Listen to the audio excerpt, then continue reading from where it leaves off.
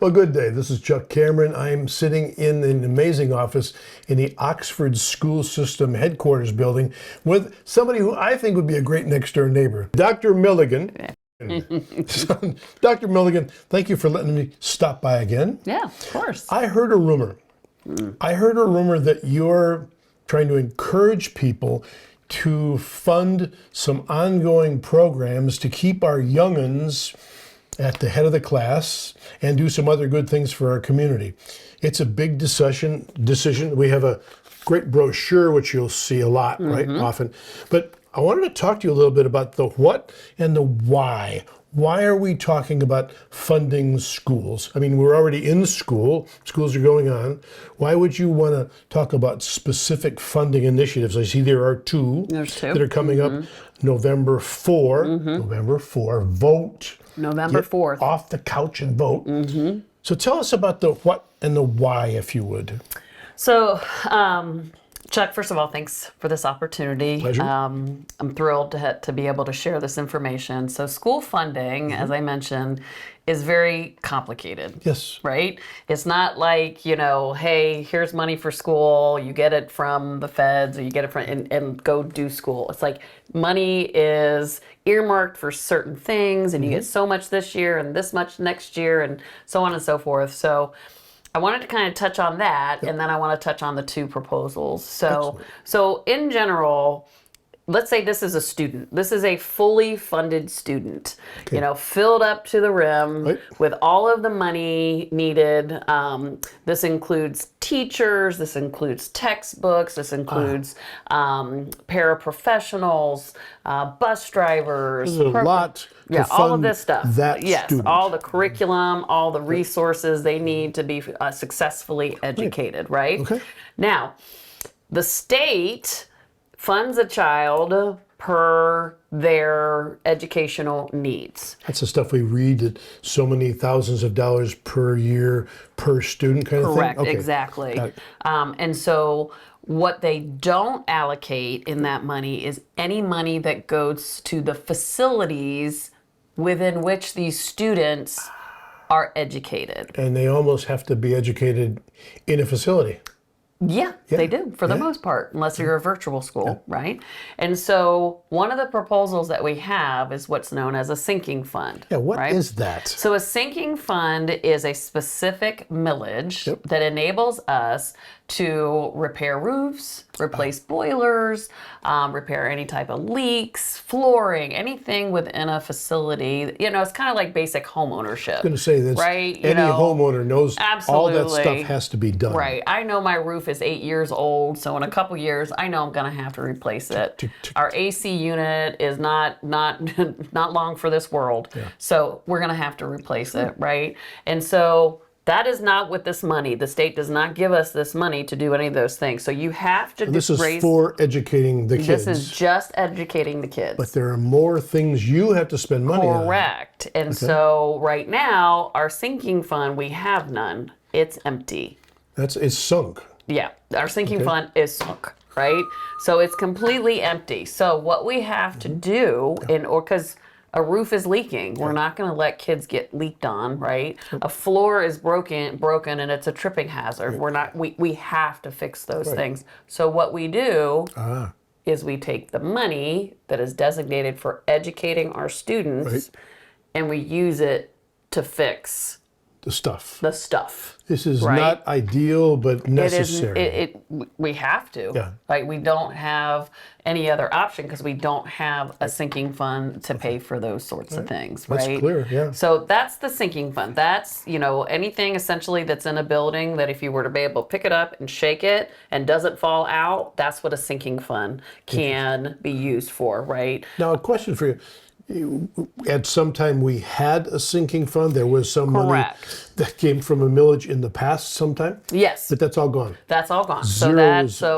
Not last year, the previous year was the end of that. So typically school districts will renew their sinking fund so they still have funding to fix things, but our sinking fund has lapsed. Yep. So now we're trying to reinstate the sinking fund so that we can fix those things that kids are experiencing in their facilities. And so the things that we are looking at towards improving in this is just year one, we're looking at emergency roofing repairs, entry and doorways. There's a filter first water compliance in the state that by law we have to have filters on water, on drinking fountains. We're looking at replacing broken flooring, outdated air handlers, outdated boilers, some infrastructure for technology, transformers, and visual indicator locks. That's a lot of Right? stuff. So that's just year one that we're looking at. And then that will continue with other, similar fixes in the future. So it's up to 10 years. So we'll have a 10-year plan. Okay. So that's our sinking fund. This is where it gets a little tricky in that, okay, so the state laws when it comes to state funding, again, really complicated. So this is how much it costs to educate a child, like the full bottle. Now, state law says, okay, well, we're going to give you some of this, Some. but the rest of it, which is a total of 18 mills, is going to be paid for by the businesses in your area. All right. So we're not going to pay for all of the required education. Our expectation is that the businesses are going to pay 18 mills of it. Okay? So this is the businesses, and I'm going to fill it all the way up. Excellent. Okay? So again, this is now the state says, okay, we're giving you this, and our expectation is that the businesses are paying the rest. So this is defined by somebody's state as that is how state much law. it should cost. Correct. But we're going to give you most of that, but not all of that. You've got to get the rest from your local businesses. Local businesses. That is an assumption, I guess, huh? Okay. Yep, they assume. So you can see how much of our funding got lost from the state because their expectation is that the businesses are funding it. Now, they have this very interesting law called the Headley Rollback. Oh, the famous Headley. Yes, the famous Headley Rollback, which means that as the years go on, the amount that the businesses are taxed gets rolled back. Nice. So the amount of money that they are currently paying is reduced from 18 mills. They're paying like 17 point something. It's 17.16, I think, or something like that. So they are not paying the 18 mills, right? So this is how much they're paying. And this is how much our kids are not getting. Got it. And this is about $250,000 a year that we're losing because of the Headley rollback, right? And you can do nothing about the Headley Rollback. You have no Correct. It's no power over correct. state law. Correct. And so the operating millage, our goal with the operating millage is to be able to take this money that's that we're not receiving, that by law says we need to receive, to put it back into the 18 mills so that we, again, are fully funding all of our children and their education. So the money that isn't coming from businesses now, this new operating millage would make up for that. Correct. It And would then raise the it back. summary of the business side and the state money should, is this a fair statement, should give you enough to do the stuff you got to do? So getting the operating millage back to the 18 mills would then enable us to fully educate our children because we would be fully funded, right? So that's just the education. That's children. just the education. There's still this empty There's plastic bottle still over there. the sinking fund, right? If we're not able to secure a sinking fund, we're still going to have to pull from our educational funding. This is the joy of interviewing an educator. They make it so simple. I can understand it. Bless you, young lady. Bless you. Okay, sorry. I had to get my props out. So that's why it's so important, right? Obviously, our students, they deserve the best education, right? And the best shot at a successful future. And that's what fully funding a student does, is we ensure they have the right number of teachers, the right opportunities within the school, whether it's a career path, whatever it is that's going to get them a successful future. That's our goal. And this is kind of I'm not saying, we're not talking about funding and I don't have any negative here, the Bloomfield Hills school system. This is just what the state thinks Correct. a student ought to cost. Correct. Period. Right. That's just not fancy. This is just ought to cost for a student. Correct. And you're saying maybe in the lapse there's an operating millage, and you're going to get to that we need to talk about. I suspect it has something to do with this piece of paper. Absolutely. Okay, so we'll get there when you want to Yeah. get there. Yeah, absolutely. So, so the operating millage gets us back to fully funding Right. our students, right? Right. The sinking fund gives us the opportunity to make sure that the facilities that we're educating our students are safe. They're fully functional. They're, students feel a sense of belonging because there aren't roof tiles falling down. Like they feel valued. And obviously they're not too hot, they're not too cold, all of the things that the environment is regulated. And that's what we need the sinking fund for, is that we need to be able to have funding that we don't have to pull from what we have designated to educate our kids. So then, given the story, we segue to the specific requests that are going to be made of the voters on November 4. Vote, you wonderful people, vote. A lot of things we'll probably vote on in November. Yeah. But one of them is the school millage questions. Yep. You've talked about an operating millage, and you've talked about the sinking fund millage. We have two. Is this going to? I have a house not a mile from here.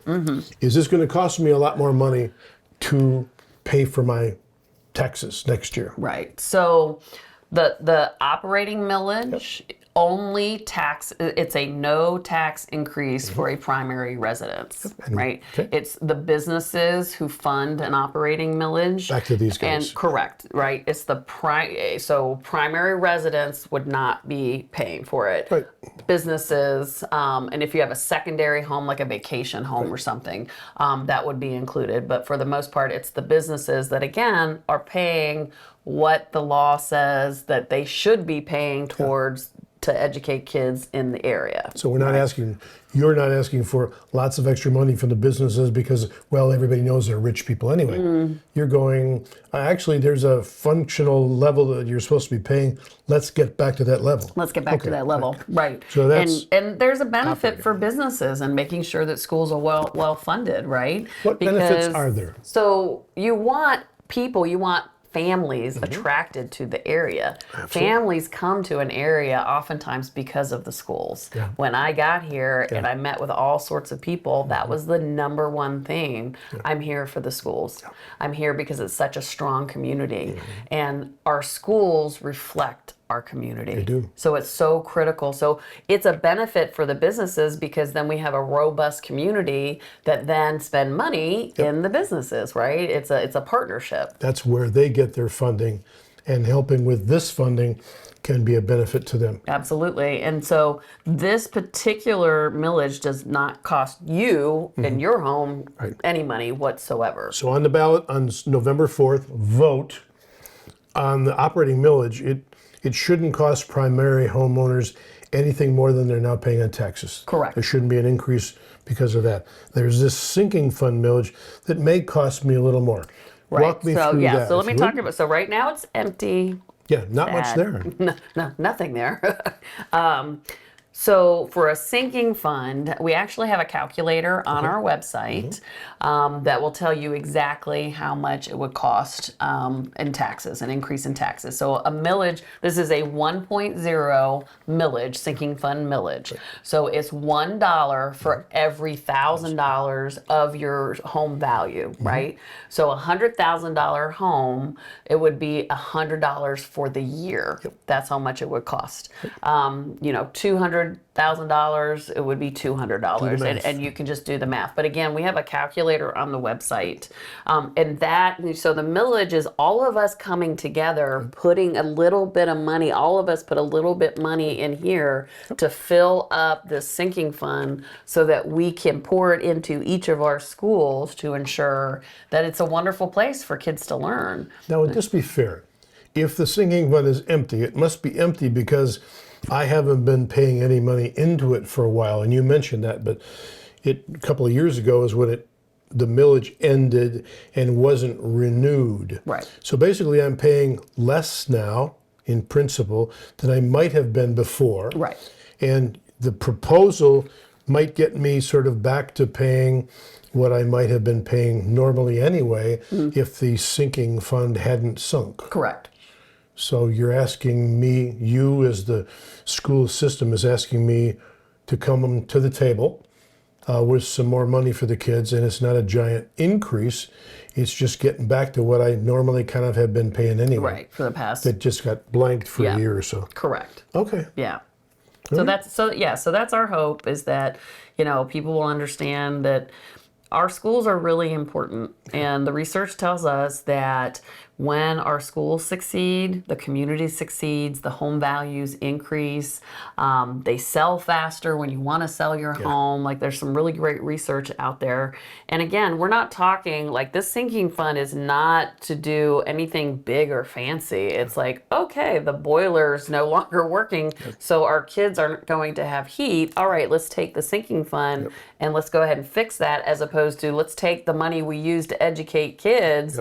And we need to, Still gotta fix the boiler. extra supporting staff that we were hoping to hire, we can't do that because we have to fix the boiler. Like, it's kind of like, we're homeowners, we know how that works. We do. Yeah. On this guy over here, the empty bucket, so to speak. Dad.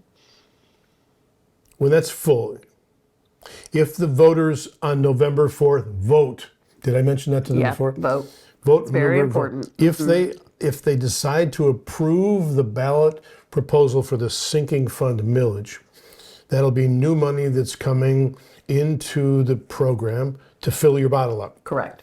So that's filled up for a year, and then you use what's in there, and then the next year the taxes get sent out, and people have to pay more. So every year it gets filled up, filled and every year it gets emptied Correct. down. How long will that process go on until the next? 10 years. 10 years, Yeah, so- it's a 10-year proposal. So Yeah. I don't have to pester you for 9.5 years. Exactly. Well, and the nice thing is that we did get a survey out to our community prior to deciding how much, do we want, a 0.75, a 1, a 1.25, a 1.5, like what is palatable, what makes sense. And we kind of, there was a couple, two high categories. I think it was 0.75 and 1.25. And so we kind of met in the middle at the 1.0. I mean, we want to make sure, with all the costs of living and everything that's increasing, we don't want to, put too much of a burden on our community. We have to be mindful of that. And we want to make sure that our students have what they need, that they are in facilities that are safe, that we can educate them well, that, you don't have leaks, we don't have things broken, we don't have kids freezing or super hot, or, let's make sure that they have a facility to learn well in. Yeah, I know that I learn better, I function better in an environment that's sort of comfortable. Yeah. And I don't do quite so well if it sort of isn't. Right. Good. Okay. All right. Absolutely. And you're betting, and I'm not saying betting in a negative way, that 1%, one millage is going to be enough even in 10 years to fill up that to the point where by the end of that year you might still have a few drops left until the next year's tax bill comes out. Yeah. Right? So we're calling it preliminary. There's a preliminary plan, and I'll give you an example. That's an interesting word. I like As that. a homeowner, Yep. I have earmarked money to fix my patio, I bet you have. right? So I have this money sitting over here to fix my patio. However, our air conditioning has gone out. So I have to take money from my lovely patio, and I need to put it towards the air conditioning unit. So even though we map things out with the money, there are circumstances beyond our control that then we have to, funnel it elsewhere because it's an emergency situation. Sure. It's 98 degrees out and I have no air conditioning. So Everybody patio, you're done. Yep. And so it's very similar to that in that, we have plans. We have this beautiful plan mapped out. Year one is going to be amazing. Well, we all know how that goes, right? So if everything goes as planned, yes, the answer is yes. We would map it out to make sure that, we're also evaluating evaluating all of our buildings, like where are the most critical things. For example, our roofs. You know, we actually can look at it in segments and how are they graded. So we have some parts of our roofs that are like B's and C's, right? They're okay, they're not great, but you know, they're going to be okay. Then we have some parts of our roofs that are F's. Like, if you don't fix this right now, you're literally going to have a waterfall. It's going to be a surprise. That's right. You know, we have one good downpour and it's not right. We have Houston, we have a problem. We have a problem. And so, you know, we have that plan mapped out. We're going to target the most critical areas first and then continue on and make sure that we're, you know, we're keeping the facilities. Now, in the future, we might think about, you know, anytime you're talking about a major renovation, like, you know, building a new building or any type of, you know, building another wing or whatever, that's a bond. None of these are bonds, right? This is just the care and feeding of the That's right. stuff you got. Correct. And every homeowner knows that. Correct. It's just the nature of home ownership, and same thing with schools. Good. All right. So then, is there anything else we need to talk about before I let you go back to running the school system? We have lots of information on our website. I mentioned the calculator that if people are wondering how much this is going to impact me, they can put their home value in. It'll give them an exact number of how much the increase would be. But to your point, 2 years ago they were paying this, right? And so we're just kind of reinstating it. It's kind of both are being reinstated. And one thing I do want to emphasize is that the millage that we're putting on the ballot for the business, for the operating millage, you're going to see that as a little bit higher than 18, right? I believe we're going to put it on as 21. That is just, we can never levy more than 18 mills. By law, we cannot if I fill it up, it's not going anywhere, right? The reason why we're putting it higher is because of the Headley rollback. So it'll be rolled back automatically. It keeps rolling back, but the amount of money we're making doesn't change. The amount of money that's being taxed doesn't change. It just begins to roll back and roll back and roll back. But we don't lose any money. Our kids don't lose any money, right? So I wanted to clarify that. It doesn't mean we're getting more. It just accommodates that Headley rollback so that we don't have to keep coming back to the community and be like, oh, well, because of the Headley, we have to renew it again. We have to renew it again. It takes that into consideration, and so that we don't have to continue to go back to our imagine, as you taxpayers. said in the beginning, there's a lot of thinking and juggling and planning and plotting that goes on to get to this point where you come to the voters with a proposal. There's a lot of hard work to get to this point. I'm sure. And it's a team effort. We have a lot of great people in our school district as well as community members that are helping us. I'll say from my side, we like to do a little research before we go in and harass people. Oh, okay. And I've been to your website, and the Oxford Community Schools Fast Facts Sheet, really quite interesting. Those of us who have been here a while, or maybe who are new, a lot of information about our school systems that I didn't know, even as smart as I am. And the clarifying issues about the voting for the property taxes, those are things that are on the website. Nobody wants to have more paper around, but you give us information that can be useful as we make decisions. So that's our goal. Thank you for your commitment to our kids and our schools and the roofs and the floors and all the the things. Drinking fountains. All the things. And thank you for the props. Hey, there you go. It helps me. So, till next time, this is Chuck and Dr. Milligan saying thank you so much for watching. I appreciate it. Did I mention vote on November 4th? And from Oxford TV, we are proud to be a part of this good community, and we are proud of this good school system, which brings a lot of people to this community. So, Definitely. Thanks for your good work. You're very welcome. Till next time, we'll see you. We hope you have an excellent day.